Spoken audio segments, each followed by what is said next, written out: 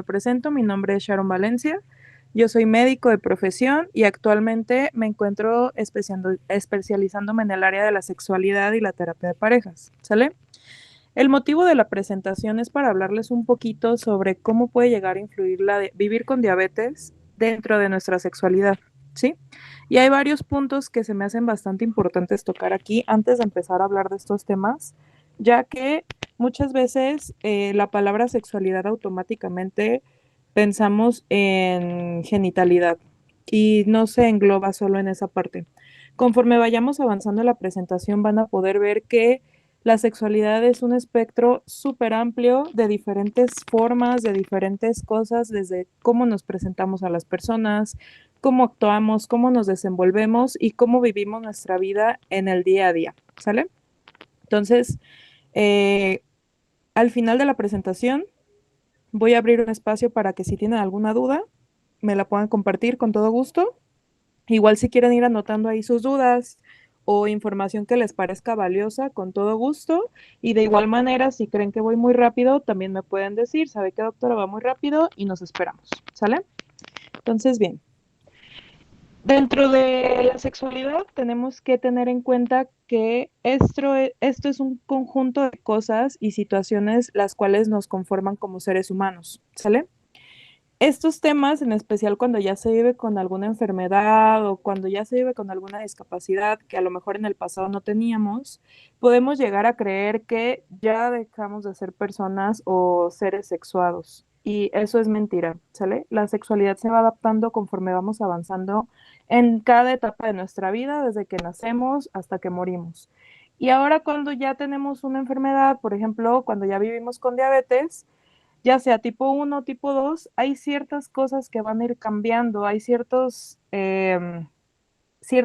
partes de nuestro cuerpo que van a cambiar, ciertas conductas de nosotros que van a cambiar y el impacto que puede llegar a tener el no conocer cómo podemos llevar nuestra vida de manera plena y en armonía con todos estos espectros puede llegar a perjudicar muchísimo nuestra salud mental y también la salud física. Entonces, vamos a hablar del tema biopsicosocial. Esta palabra suena un poquito enredosa, pero básicamente se basa en lo biológico, que es lo primero que vamos a tocar ahorita, cómo afecta vivir con diabetes dentro de nuestra biología en temas de sexualidad, dentro de lo psicológico, que aquí abarca emociones, sentimientos, acciones, y dentro de lo social, si somos personas que vivimos en parejas, si ya estamos casados, o si somos personas que viven una sexualidad un poquito más libre. Entonces, antes de llegar a esta parte, quiero también poner mucho sobre la mesa o abrir diálogo en temas de que puede llegar a ser un poquito invisibilizado esta parte precisamente por la palabra que les decía. Ahorita que platique con ustedes, me gustaría mucho escuchar experiencias. Sin embargo, yéndonos por partes, me voy a ir inicialmente con lo fisiológico, y al final de cuentas, vamos a ir tocando cada uno de estos puntos. Si pueden ver en la presentación, escribí en una columna personas con pene y en otra columna personas con vulva, ¿sí? Aquí no me voy a meter en temas de género, pero es importante señalarlo de esta manera por la diversidad que existe, ¿sale? Entonces, nada más por si se les hace extraño que lo puse de esta forma. ¿Cuáles son las cosas dentro de la fisiología que pueden llegar a mermarse o afectarse cuando vivimos con diabetes y la diabetes no está bien controlada? Imagino que en clases previas ustedes ya tuvieron clases con respecto a qué es la diabetes, cómo llega a afectar nuestro cuerpo, desde el corazón, el cerebro, por qué tener niveles elevados de glucosa puede afectar ciertas partes de nuestro cuerpo. Y me voy a regresar un poquito a esos temas porque, bueno, al final de cuentas, dentro de lo sexual también tiene que haber un enfoque médico, no nada más psicológico, que es el cual yo trato de transmitir en mis presentaciones. Entonces, a lo mejor recordando un poquito estos temas, viendo que los niveles elevados de glucosa pueden afectar nuestros nervios, ¿sí? A mí me gusta explicarle mucho a mis pacientes que imaginemos los niveles muy elevados de glucosa en sangre como si fuera algo muy corrosivo y empieza como a pelar esos nervios. Yo lo pongo como un ejemplo como si fueran cables pelados ¿Qué puede pasar cuando un cable de luz está pelado? No sé si se han fijado que puede aventar chispas. Entonces, en nuestro cuerpo, analógicamente podría ser algo similar.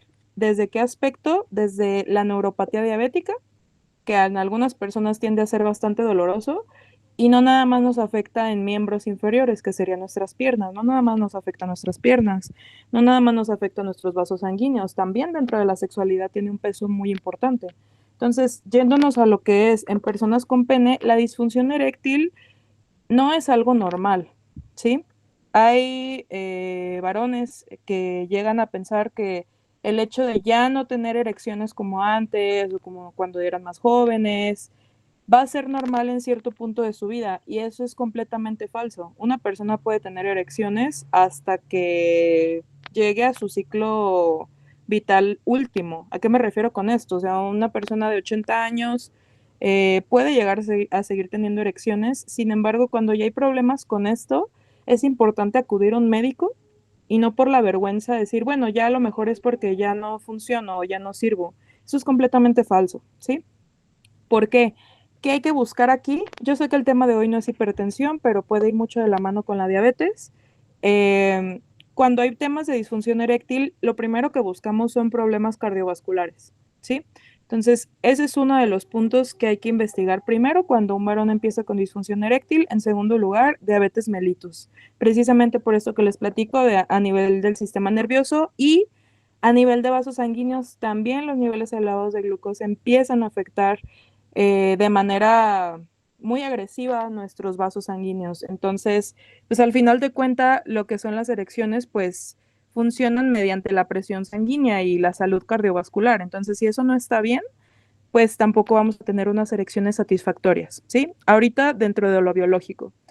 Un segundo punto que también es importante, la eyaculación retrógrada. ¿Qué quiere decir esto? Que en vez de que el semen salga hacia el exterior como normalmente debería de pasar, se regresa a la vejiga. Eso tampoco es normal, ¿sale? Ahora bien, algo importante que uno puede llegar a minimizar y pensar que es, bueno, es que no tengo ganas, es la disminución del líbido o el deseo de tener el acto erótico, ¿sí? El acto erótico yo me refiero a tener intimidad, ya sea con uno mismo o en pareja, ¿sí? Entonces voy a estar usando bastante estas palabras de sexualidad, separarlo de lo que es erotismo e intimidad, porque la sexualidad es un todo y no se centra solamente en los genitales, ¿sale? Entonces, dentro de lo que es el líbido, pues bueno, llega el punto en el que dice, bueno, es que ya no tengo tantas ganas, como que ya no tengo erecciones iguales, entonces, pues ya empiezan a sentirse insuficientes y empiezan con el tema del líbido, aparte que dentro de lo emocional, también se va afectando cada vez más el tema de, bueno, pues es que tengo que estarme inyectando, tengo que estar tomando pastillas y empiezan temas de depresión, de ansiedad por este tipo de situaciones. Y algo bien importante que tiene que ver también con el tema del sistema nervioso que les explicaba de los cablecitos, cuando empiezan a alterarse o a pelarse, por así decirlo, es una analogía, no es como que literal pase así, la alteración de la sensibilidad. Esto es algo que creo que también es bastante invisibilizado y casi no se toca porque esto también puede llegar a pasar en personas con vulva en femenino, que es la sensibilidad. Em, Puede haber un exceso de sensibilidad que puede llegar a ser nada placentero y eso es lo que evita que tengan el acto o pueden ya no tener sensibilidad y eso también puede generar, bueno, ¿para qué lo estoy haciendo si no estoy sintiendo el placer que antes sentía, ¿no? Ahorita vamos a ir desmenuzando esos temas cada vez más. Ahora, yéndome al apartado de personas con vulva, la disminución de la lubricación vaginal es algo que indudablemente nos va a pasar a todas cuando lleguemos a cierta edad, en especial en las mujeres postmenopáusicas. ¿Qué quiero decir con esto? El tema de la caída de las hormonas en nuestro cuerpo sí llega a afectar muchísimo el tema de la lubricación. Entonces, el hecho de que haya menos lubricación genera dolor, ¿sí? Entonces, las penetraciones ya no van a ser para nada placenteras, en especial cuando no se tiene una buena lubricación o una educación en temas de sexualidad, de cómo podemos llevar nuestra sexualidad después de haber pasado por la menopausia y saber que nuestro cuerpo va a cambiar.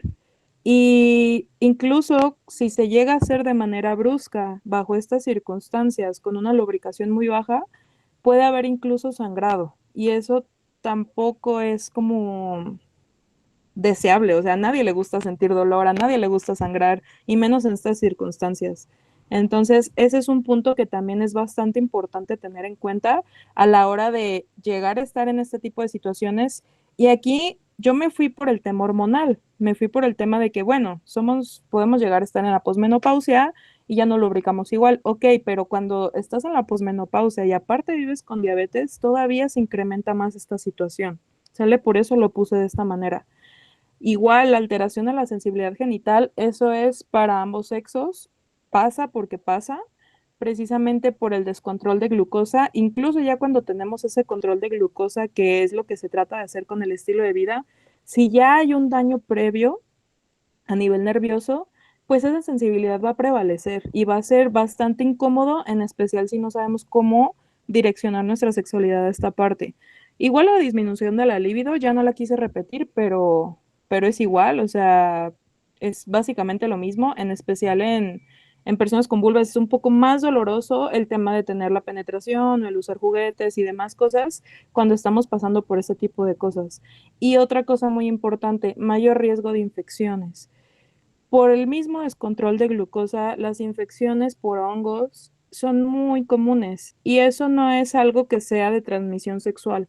Sí, eso es algo que propiamente una puede llegar a presentar simplemente por tener niveles de glucosa muy alterados. Es más fácil que una tenga una infección, en especial por hongos. ¿Sale?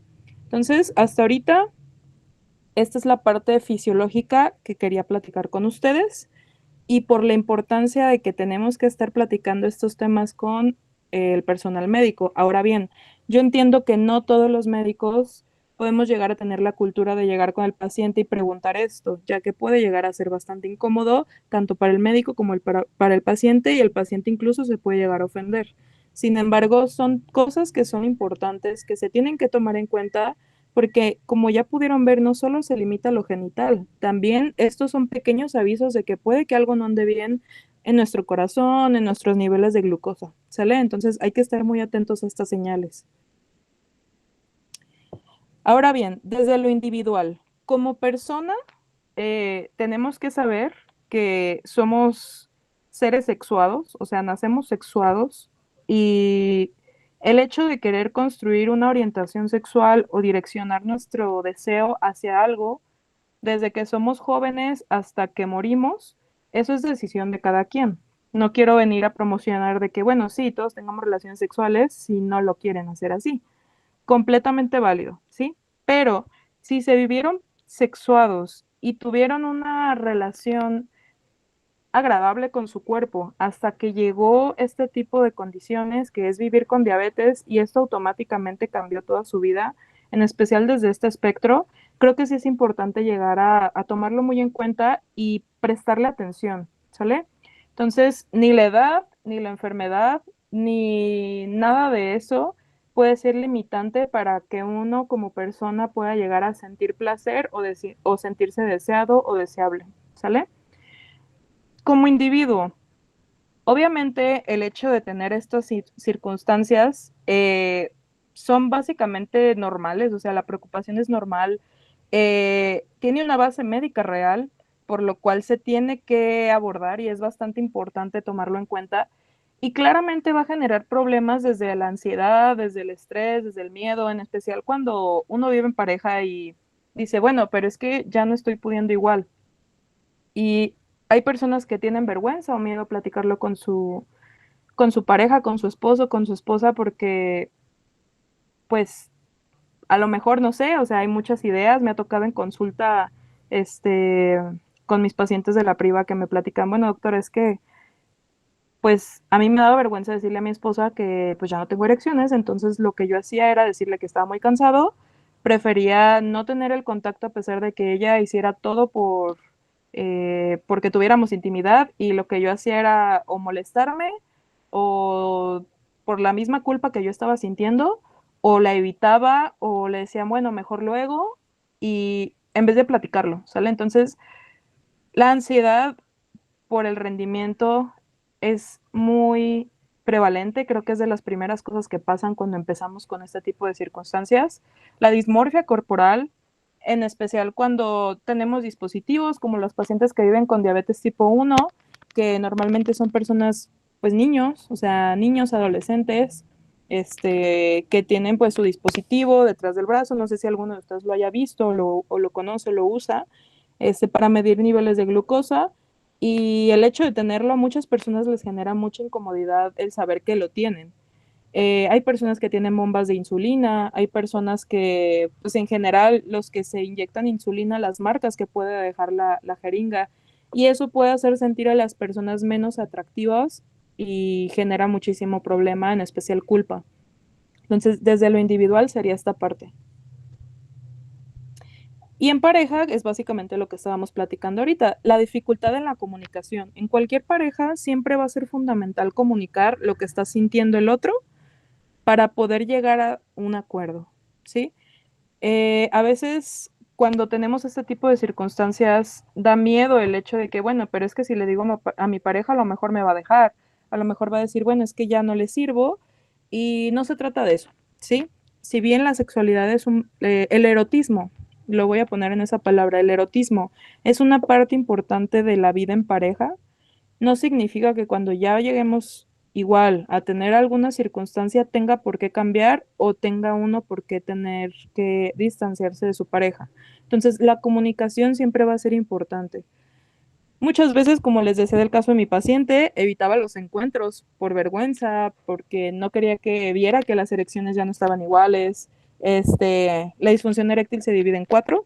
Ese es otro tema que podríamos abordar después, pero eh, el nivel de erección puede llegar a verse mermada según va avanzando la enfermedad. Entonces, hay diferentes tipos, y cuando un varón se empieza a dar cuenta que empieza con esta situación, pues prefiere ya no tener ningún tipo de relación sexual. Los cambios en la dinámica del poder también es algo que yo he visto bastante, precisamente por esta inconformidad y esta frustración que se puede llegar a sentir. A veces como mujeres sentimos que no podemos tener derecho a tener placer o a disfrutar de nuestro cuerpo, cuando esto es completamente falso. No solo somos eh, seres que solo tengamos que tener hijos, ya llegamos a la adultez y ya. Eso es completamente falso. Tenemos derecho a sentir placer, a sentirnos guapas, a sentirnos guapos, hasta que nuestra vida termine, tengamos la edad que tengamos. Entonces, en esta situación, la dinámica puede llegar a verse muy afectada simplemente desde el punto que decimos, bueno, pues es que ya estoy toma y toma medicinas, ya me estoy inyectando, tengo marcas, qué vergüenza que me vea mi esposo así, cuando ya han vivido 30, 40 años juntos y se conocen de todas, todas. Entonces, la comunicación siempre va a ser clave aquí, ¿sale? Y mantenerse fieles a uno mismo. Y algo que también es una preocupación real son las hipoglucemias. Cuando empezamos con temas de toma de hipoglucemiantes, de inyecciones de insulina, de toma de algunos otros medicamentos, obviamente al principio nos vamos a sentir raros. No siempre vamos a estar del mismo humor, no siempre vamos a sentirnos con las mismas ganas, pero hay muchas estrategias que aquí en Clivi sé que les han dado con respecto a las hipoglucemias y cómo prepararse cuando vamos a llegar a tener una actividad física extenuante, porque al final de cuentas esto es una actividad física, ¿sale? Entonces hay que verlo como tal. ¿Qué podemos hacer? En general, eh, no sé si hay médicos conectados, pero aparte de mí, creo que es algo importante que como médicos tengamos muy presente el tema de que la sexualidad es un todo, es parte de la vida del ser humano, somos capaces de decidir qué queremos hacer, cómo lo queremos hacer, a dónde lo queremos llevar, cómo lo queremos llevar, cómo nos gusta vernos, cómo queremos que la gente nos vea, cómo queremos que nuestra pareja nos vea y cómo yo mismo me percibo, ¿sí? Entonces, es bien importante que tengamos en cuenta que los temas fisiológicos dentro de la sexualidad también tienen mucho peso y no se deben dejar de lado, en especial por esas pequeñas llamadas de atención que nos puede hacer nuestro cuerpo desde acá para decirnos, oye, algo anda mal, pon atención en esto, ¿sale? Entonces, eso es algo que quería dejar bien en claro antes de seguir avanzando. Algo importante que también tenemos que mencionar es el acompañamiento psicológico es importante. Muchas veces hay personas que no saben que existe la sexología o que no existe la como una especialización en sexualidad y en terapia de pareja. Eh, Son muy pocos los médicos que decidimos estudiar esta área y que la empezamos a ver desde un enfoque multidisciplinario, y el saber que existe y que se puede atender, creo que es algo que genera mucha paz a los pacientes. Entonces, para empezar, una valoración médica integral es algo que se tiene que hacer con estudios de laboratorio, que son básicamente los que ya todos se han hecho: hemoglobina glucosilada, glucosa en ayunas, perfil de lípidos, tomas de presión arterial periódicas para los que siguen con hipertensión, para los que no, de igual manera tener sus mediciones de tensión arterial, etcétera, ¿no? Todas las cosas que ya se hacen dentro de este tipo de programas, que es bastante estrecho el seguimiento. En segundo lugar, las intervenciones sexológicas, ya sea individuales o en pareja, que es básicamente lo que yo les estaba platicando. O sea, existen los sexólogos, las sexólogas, muchos son médicos, muchos son psicólogos, pero existen y por algo existen, ¿no? Entonces, la educación sexual es algo que lamentablemente en México y en muchos otros países se deja muy de lado, y es algo importante, ya que cuando nos enfrentamos en carne propia a ciertas situaciones y no sabemos con quién dirigirnos, es bueno saber con quién podemos platicar estas cosas, quién me puede orientar y cómo puedo llegar a sentirme validado dentro de mis experiencias. Entender también que dentro del placer no todo es penetración. Muchas personas piensan que simplemente tener relaciones sexuales o tener erotismo es penetración, y no es así. O sea, el sentir placer se puede expresar de muchas formas: de darle un abrazo a tu pareja, de que te acaricie la piel, el ir adaptando este tipo de acompañamientos desde la intimidad. No solo se tiene que reducir a los genitales, eso es algo que siempre tienen que tener en cuenta, en especial cuando hay alguna circunstancia. Alguna vez tuve una paciente que vive con cáncer, paciente joven, y a ella le amputaron un pecho. Entonces, por las mismas quimioterapias, ella tenía temas con la lubricación. Entonces se acerca conmigo muy preocupada porque ella todavía tenía deseo, o sea, ella todavía tenía ganas de tener relaciones penetrativas con su pareja, pero no podía porque sangraba bastante. Y no le gustaba quitarse la blusa porque pues no tenía un pecho. Entonces, a pesar de que su pareja le dijera que no le importaba, no le generaba ningún disconfort, ella vino conmigo platicándome esta situación. eh, Ahí estuvimos tratando los temas de educación, de terapia, y pues también le dejamos tratamiento para temas de lubricación. Entonces, es bien importante cuando uno conoce que existen estas áreas y que no nos tenemos que limitar solo a lo que nosotros creíamos o con lo que nosotros crecimos. Tal vez ir como que ampliando un poquito el panorama es lo que nos puede ayudar a ver las cosas de diferente manera. La promoción de la autonomía corporal. ¿Qué quiere decir esto? La autoexploración. ¿Cómo vamos a decirle al otro qué es lo que nos gusta y qué es lo que queremos si ni siquiera nosotros mismos nos conocemos? Eso es algo bien importante también. Tal vez en ocasiones dejamos que la pareja descubriera mi cuerpo sin siquiera yo haberlo descubierto, y también no se necesita tener una pareja para podernos conocer y saber qué nos gusta. Aparte de las intervenciones sexuales o sexológicas, es bien importante saber que también se necesita acompañamiento psicológico, ¿sí? Si bien los sexólogos no todos somos expertos en algunos temas de psicoterapia como cognitivo-conductual, esquemas, etcétera, algunos sí se especializan, otros no.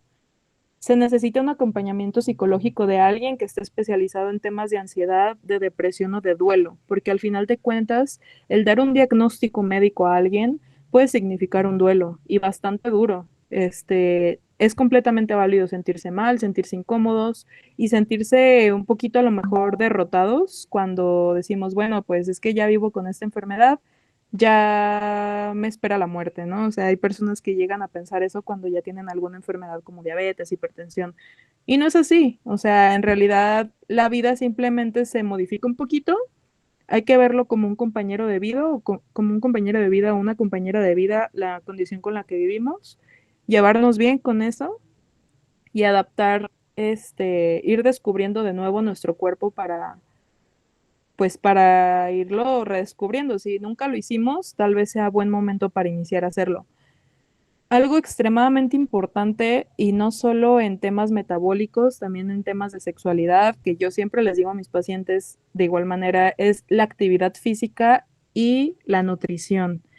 Esto mejora muchísimo el progreso natural de la enfermedad, mejora también el deseo y también el rendimiento sexual. Hay personas que empiezan a hacer ejercicio y se cansan menos cuando tienen relaciones con su pareja, eh, se sienten más cómodos con su físico, incluso se sienten más activos, no se sienten tan cansados. Entonces, eso siempre, siempre, siempre va a ser clave para cualquier proceso. Y me gustaría dejar esa pequeña frase para que la tengan ahí en cuenta.